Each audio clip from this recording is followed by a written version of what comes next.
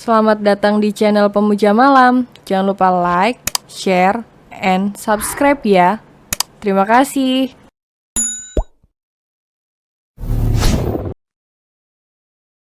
Episode 20 ini baru yang namanya istri penurut. Beneran itu Ratna mantannya Mas Viko, Mas? Tanya Henny. Reza hanya menganggukkan kepalanya. Ya udah, ayo kita segera pulang, Mas. Aku nggak mau sahabat aku kenapa-kenapa, ucap Henny. Kamu tolong jagain Via ya. Kalau kamu sedang pergi atau main keluar sama Via. Terus ada yang mencurigakan, segera hubungi Mas, ucap Reza. Iya Mas, aku akan jagain Via. Aku nggak bakalan biarin tuh nenek lampir nyelakain Via lagi, ucap Henny penuh emosi. Reza tersenyum mendengar ucapan Henny. Di mata Reza, Henny sangat lucu jika saat marah-marah. Ya udah, ayo kamu ke dalam dulu ya. Mas, ambil mobil dulu, ucap Reza dan Henny segera masuk ke dalam lobi. Henny tengah melihat Via dan Viko duduk di dalam lobi hotel. Henny merasa senang jika sahabatnya tersebut bahagia. Ayo Vi, Mas Reza udah nunggu di depan, ucap Henny menghampiri sahabatnya tersebut. Oh udah ya, ayo Mas. Via menggandeng tangan Viko pergi meninggalkan hotel tersebut. Henny mengikutinya dari belakang. Mereka berempat menempuh perjalanan pulang berjam-jam. Dan akhirnya sampai di kediaman keluarga Rusdi. Assalamualaikum, ucap serentak. Waalaikumsalam. Anak-anak papi sudah pulang.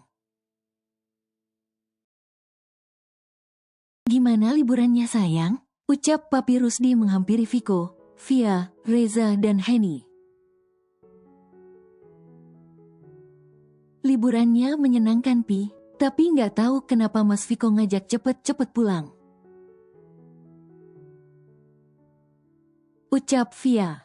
Maafin papi ya sayang. Papi lagi butuh bantuan Viko di perusahaannya papi, ucap bohong papi Rusdi. Sebelum Viko pulang, Viko telah menghubungi papinya terdahulu dan menceritakan semuanya tentang Reza yang melihat Ratna yang berkeliaran di kota tersebut. Papi Rusdi juga tajud jika Ratna berbuat nekat mencelakai Via. Ia tidak ingin mantu kesayangannya tersebut terluka. Iya gak apa-apa Pi, Via ngertiin Mas Viko kok, ucap Via meraih tangan Viko lalu menggenggam tangan tersebut. Makasih sayang, ucap Viko yang senang mendengar ucapan istrinya. Nak Reza, nak Henny, kalian di sini juga, ucap papi Rusdi melirik Reza dan Henny yang berada di belakang Viko. Iya Pi, kita mau pamit sama papi sebelum pulang, ucap Reza. Iya Za, hati-hati ya pulangnya, ucap papi Rusdi. Iya Pi, assalamualaikum, ucap Reza lalu melangkah keluar rumah. Kamu ke atas istirahat di kamar dulu sayang. Aku mau bicara sama papi masalah perusahaan, ucap Viko membelai rambut Via. Via mengangguk dan melangkah pergi menuju kamarnya. Di kamarnya Via langsung pergi mandi dan bersih-bersih lalu segera tidur. Via merasa sangat kecapean menempuh perjalanan berjam-jam, sedangkan di ruangan kerja Papi Rusdi. Viko membahas sesuatu bersama papinya. Jadi apa rencana kamu, Ko? Tanya Papi Rusdi. Via udah aku suruh ambil cuti dari kuliahnya, Pi. Dan Via menyetujuinya, ucap Viko.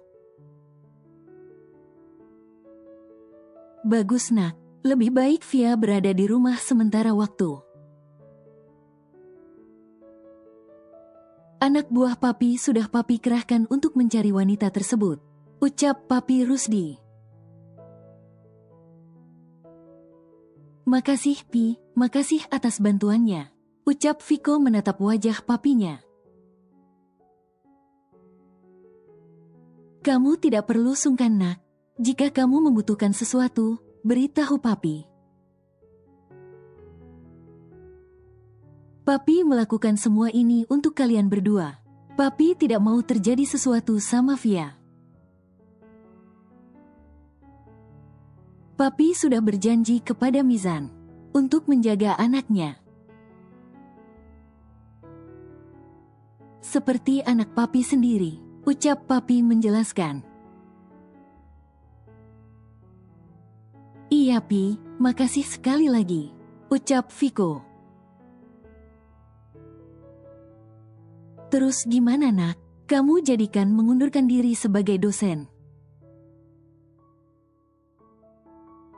dan membantu Papi di perusahaan, ucap Papi Rusdi.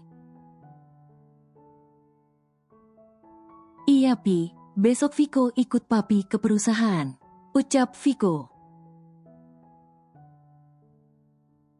Ya sudah, istirahatlah, kamu pasti lelah. Viko beranjak pergi dan pamit kepada papinya untuk kembali ke kamar. Viko membuka kamar dan mendapati Via sedang tertidur dengan pulas.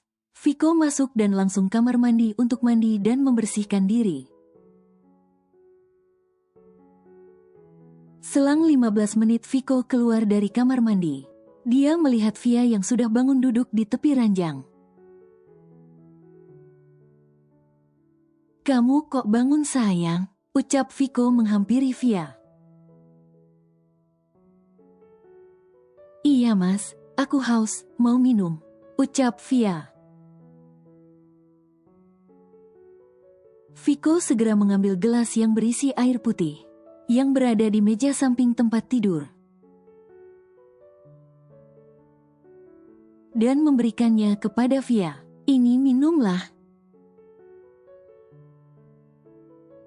ucap Viko. Via segera meminum air yang diberikan suaminya hingga habis. Haus banget ya yang? Tanya Viko dan hanya mendapat anggukan dari istrinya. Mas tangannya jangan gatel deh, ucap Via kaget saat tangan Viko mulai masuk ke dalam bajunya. Mas lagi pengen sayang, tadi waktu mas masuk kamu tidur. Dan mas udah berusaha nahan. Tapi saat ini kamu udah bangun. Ayo kita buat cucu untuk papi sayang, ucap Viko yang tangannya sudah masuk ke dalam baju Via. Mas, ucap Via lirih. Apa? Jawab Viko yang sedang asyik dengan kedua mainannya tersebut. Viko sudah membuka baju yang dikenakan Via entah kapan. Viko mulai membuka handuk yang digunakan. Viko hanya menggunakan handuk lantaran baru selesai mandi dan belum sempat untuk ganti baju. Sayang, sekarang ya, mas udah gak kuat nahan, kata Viko. Via hanya mengangguk malu. Via selalu malu setiap Viko meminta jatah kepada dirinya. Viko mulai menindih tubuh Via. Melumat bibir Via dengan rakus. Viko menyadari Via kehabisan nafas. Dan segera memundurkan wajahnya dari Via. Viko tersenyum saat melihat istrinya tersebut. Menikmati sentuhan-sentuhan yang Viko berikan, Viko mulai menyatukan juniornya dengan tubuh Via. Bagi Viko semua tubuh Via adalah candunya. Viko menyudahi penyatuan. Setelah semua benih ditumpahkan ke dalam rahim Via, Viko hanya bermain 1 kali. Karena dia tahu istrinya sangat kecapean dari perjalanannya pulang tadi sore. Tidurlah sayang. Mas gak akan minta jatah lagi. Malam ini cukup 1 kali. Mas gak tega lihat kamu kecapean, ucap Viko mencium kening Via. Lalu menarik selimut menutupi tubuh istrinya tersebut. Viko merebahkan tubuhnya. Tepat di samping istrinya dan memeluk Via dari samping. Keesokan harinya, Viko sudah mandi dan bersiap-siap berangkat kantor. Viko tersenyum saat melihat istrinya masih tertidur pulas. Viko menghampiri Via dan duduk di tepi ranjang. Viko memang sengaja membiarkan Via bangun siang. Karena ia tahu jika istrinya kelelahan atas perbuatannya tadi malam. Via mulai membuka matanya. Ia tersenyum saat Viko memandanginya dengan penuh kasih sayang.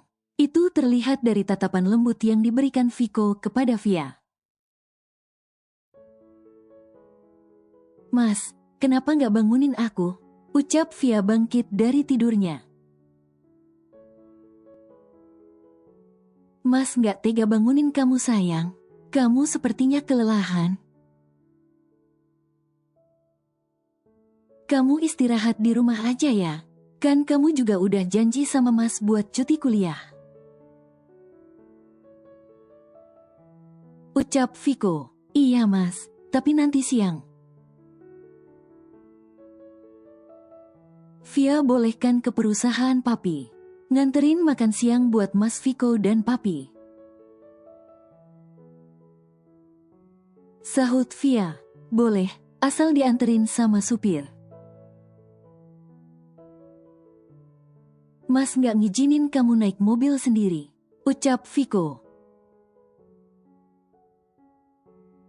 Ih, kenapa sih Mas? Lagian juga biasanya aku bawa mobil sendiri. Kata Via. Nggak ada penolakan sayang. Pokoknya ini buat kebaikan kamu juga. Ingat nggak boleh bantah perkataan suami. Ucap Viko tegas. Iya, nanti biar supir yang antar Via ke perusahaan Papi. Ucap Via pasrah. Bagus, ini baru yang namanya istri penurut.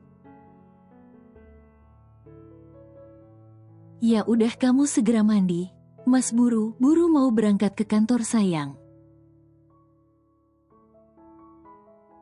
Ucap Viko. Mas beneran udah ngundurin diri dari kampus dan kerja di perusahaan Papi?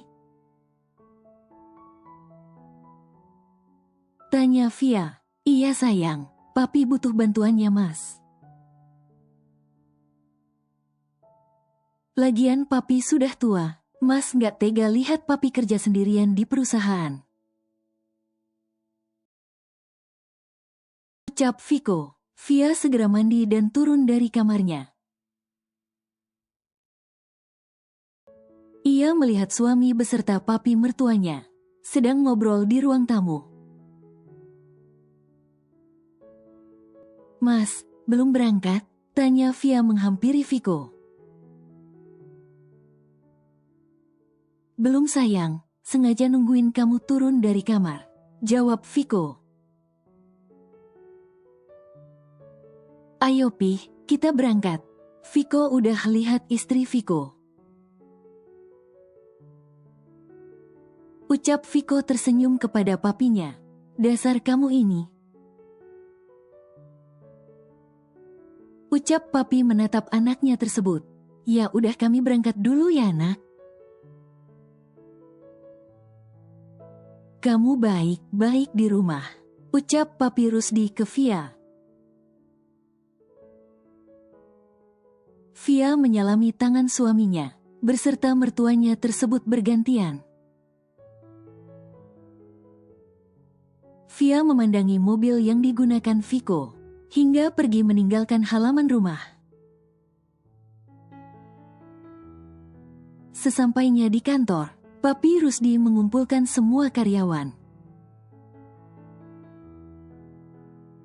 dan mengenalkan Viko kepada seluruh karyawan kantor. Banyak wanita yang bekerja di kantor tersebut takjub akan ketampanan Viko. Mereka semua belum mengetahui akan status Viko yang sudah menikah. Lantaran memang pernikahan Viko masih belum diungkapkan, dan belum ada acara resepsi antara Viko dan Via. Di perusahaan, kenalin semuanya. Ini Rafiko Fernanda, anak saya satu-satunya. Ia akan membantu saya mengelola perusahaan ini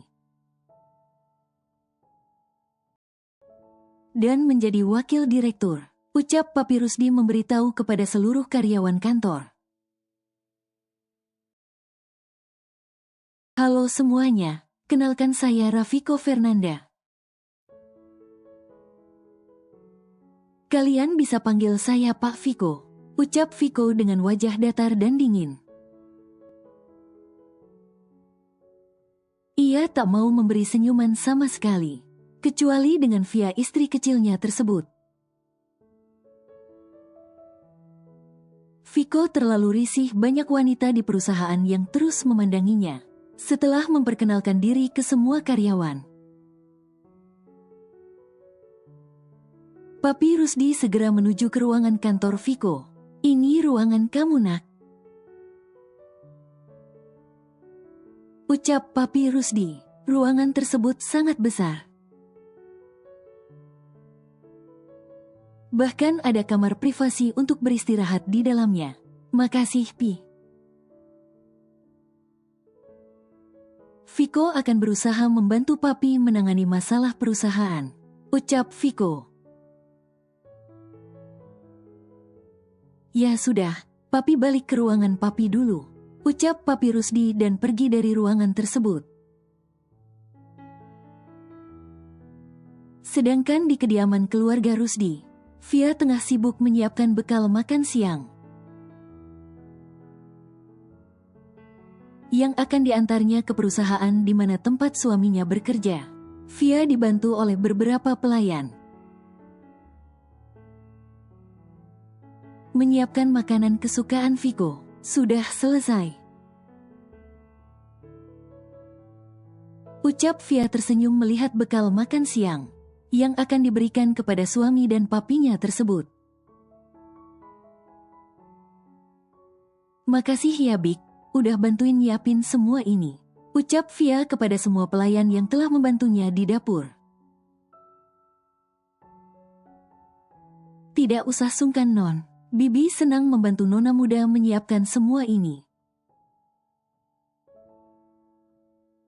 ucap salah satu pelayan. Iya Nona, Bibi juga senang melihat Nona memasak di dapur. Jarang-jarang ada nyonya rumah mau menginjakkan kakinya di dapur, ucap salah satu pelayan yang lebih muda. Ini juga kewajiban saya sebagai seorang istri Bik. Udah seharusnya saya menyiapkan makanan untuk suami saya, ucap Via tersenyum lembut. Oh iya Bi, tolong bawakan 2 rantang ini ke dalam mobil ya. Suruh supir untuk bersiap-siap mengantar saya ke perusahaan milik papi. Saya ke atas dulu ganti baju. Ucap Via kepada salah satu pelayannya. Baik, Non. Pelayan tersebut mengambil rantang yang terletak di atas meja dan berjalan keluar rumah untuk memberitahu supir agar bersiap-siap. Setelah 20 menit, Via turun dengan penampilan yang sangat cantik. Para pembantu yang melihat penampilan Via yang sangat mempesona pun memuji kecantikan istri dari atasannya tersebut.